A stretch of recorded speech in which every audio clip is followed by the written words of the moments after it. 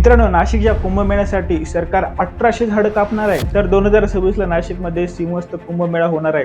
तर त्यावेळी साधू संतांच्या राहण्यासाठी सरकारनं साधुग्राम नावाचा एक प्रकल्प हाती घेतलाय। त्यासाठी 350 एकरची जमीन अलॉट केलेली होती, पण आता सरकारला वाटतंय की साधू संतांची संख्या खूप वाढणार आहे, त्यामुळे त्यांनी 1150 ते 1200 एकर मध्ये हा प्रकल्प वाढवलाय।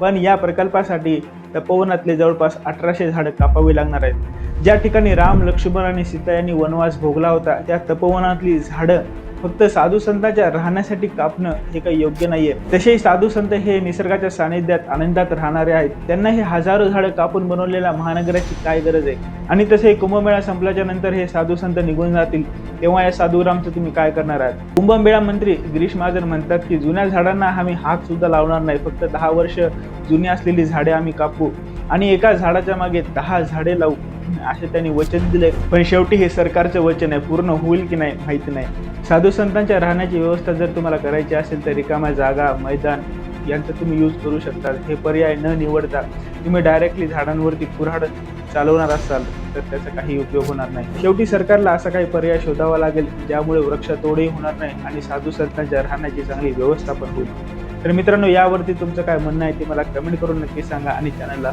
फॉलो नक्की करा।